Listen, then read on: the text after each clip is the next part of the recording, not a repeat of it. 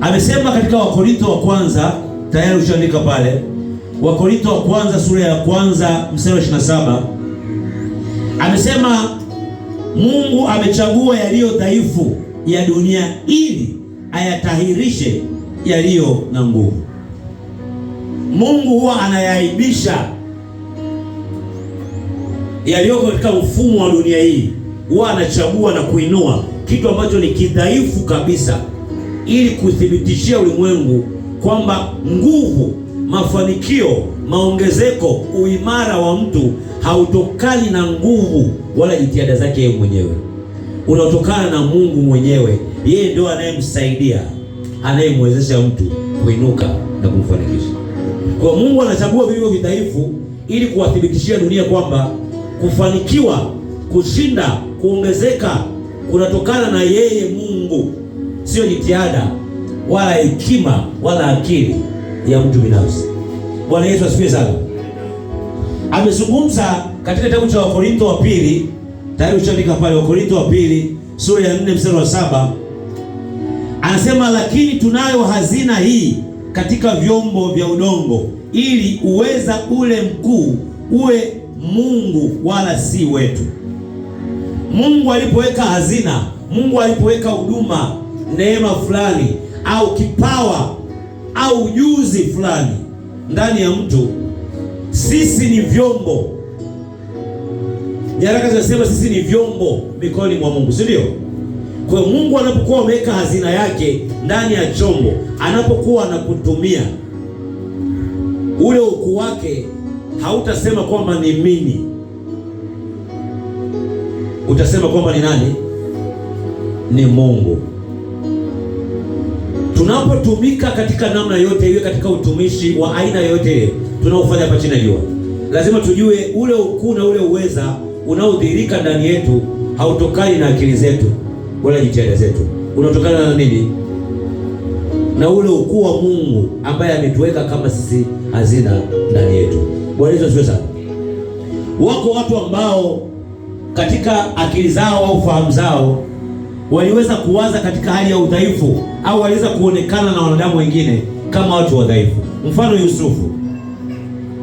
Yusufu, ukisoma Mwanzo sura ya 41 mstari wa 39 na 41, Yusufu ambaye aliuzwa kama mtumwa, alipouzwa kama mtumwa, alipofika Misri akashtakiwa kesi ya uongo, akaingia gerezani kama mtumwa, kama mfungwa, si ndio?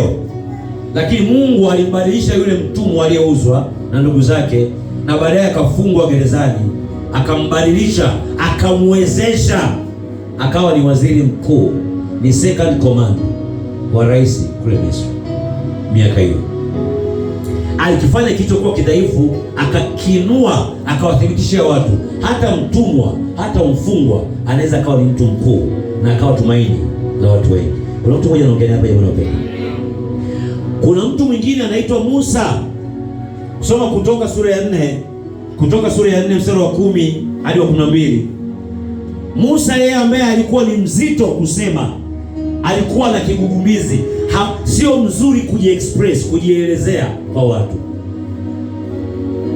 Mungu akamwambia nitatumia.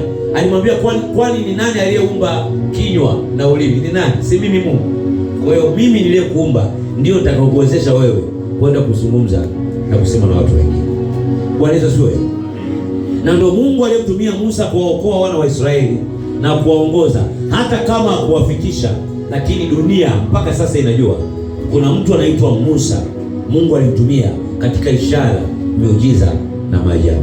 Kwa nini nakwambia haya maneno? Kwa sababu wewe au mimi au yule tunaweza tukajiwazia katika hali ya unyonge ya ubinadamu kwamba sisi hatustahili kutumiwa na Mungu, au Mungu hawezi kutubadilisha, kutuinua katika mazingira ya unyonge ya malezi ya jamii tuliyokulia au tunaoishi.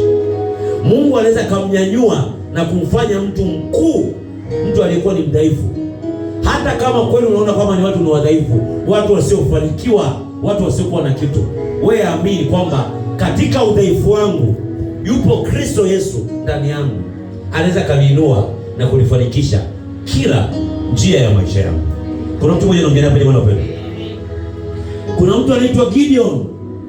Ukisoma kitabu cha Waamuzi sura ya 6 na ile sura ya 7, Gideon alikuwa ni mtu dhaifu, alikuwa ni mtu mwenye hofu. Wakati malaika wa Mungu anamtokea, alikataa, akasema mimi siwezi, ni mtu dhaifu. Kwanza mimi ni mdogo kwenye familia yetu. Alijiona yeye ni mdogo, mtu dhaifu. Lakini Mungu akamwambia kupitia malaika yake, ewe Gideon, mtu uliye shujaa. Mungu alimuona kwamba Gideon ni shujaa, akamwita ni shujaa, lakini Gideon mtazamo wake wa kibinadamu alijiona ni mtu ambaye ni dhaifu, hafai wala hawezi. Kuna mambo Mungu atatufanyia 2026, ndio maana nakuandaa. Anza kuwa na mtazamo, akili ya Mungu, anza kujiwazia kama Mungu anavyokuona, sio kama wewe unavyojiona. Usijiwazie wala kujichukulia katika hali ya udogo kama hawa naokuambia katika Biblia. Mungu anakuona wewe ni mtu dhaifu, ni mtu imara, wewe unajiona ni mtu dhaifu. Bwana Yesu asifiwe sana. Unajua sababu kubwa ya wana wa Israeli kutokuingia nchi ya Kanaani, wale wote walitoka kule Misri, kasoro Caleb na Yoshua, ni sababu gani? Mtazamo wao ndio ulifanya wao wasiingie. Walipotoka kule, wale wapelelezi wengine, kuacha kina Caleb na Yoshua, wale wapelelezi wengine wakarudisha taarifa kwamba majitu tuliyoona kule sisi ni kama panzi, wao ni majitu makubwa, sisi kama panzi. Yoshua tu na Caleb wakasema hapana, wale watu tutawakabili, tutawapiga, tutawanyang'anya na tutairithi ile nchi. Mtazamo wa Yoshua na Caleb ndio sababisha Mungu hawaamini kuongoza ile kundi lilobaki. Ila wengine wote pamoja na wale wapelelezi wengine walioenda walifia pale pale jangwani. Watoto waliozaliwa njiani pamoja na Yoshua na Caleb ndio waliingia nchi ya Kanaani. Mitazamo yao. Ndio maana hata mara baada ya kuokolewa kutoka Misri, wakiwa njiani tayari washaona mapigo 10 ya Mungu aliyotendea watu wa Misri. Washaona vituko kadhaa hapo njiani, wamepewa maji, miujiza kadhaa ya mana hapo katikati. Ila Biblia inasema walipopata shida na taabu kidogo, mioyo yao ilikumbuka wapi? Ilikumbuka Misri. Bwana Yesu asifiwe sana. Kuna mtazamo wa mtu Mungu anaubadilisha hapa jioni ya leo. Yuko Hana katika Samueli wa kwanza sura ya kwanza mstari wa 19 na 20. Yeye aliyekuwa tasa hawezi kuzaa, alidharauliwa sana na mke mwenzake.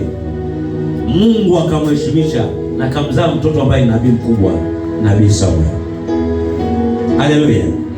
Ni jambo gani ambalo ni jipya leo halijawahi kutokea kwenye Biblia na Mungu hakuwatendea watu ambao wanashindwa kukutendea wewe na mimi? Hakuna. Samueli wa kwanza sura ya 16 na ile sura ya 17, Daudi ambaye familia yake, wazazi wake, mzee Yese na ndugu zake walikuwa wakimpuuzia kwamba hata Samueli alipofika katika nyumba ya Yese wanaulizia hakuna mtu mwingine hapa. Wakasahau, yupo kuna kijana mmoja mdogo yupo kule anachunga mifugo yupo, hebu tumuite. Yule ambaye kwa anamdharau na kumpuuzia, kumbe ndio Mungu amekusudia kuja kuwa ni mfalme ndani ya taifa la Israeli.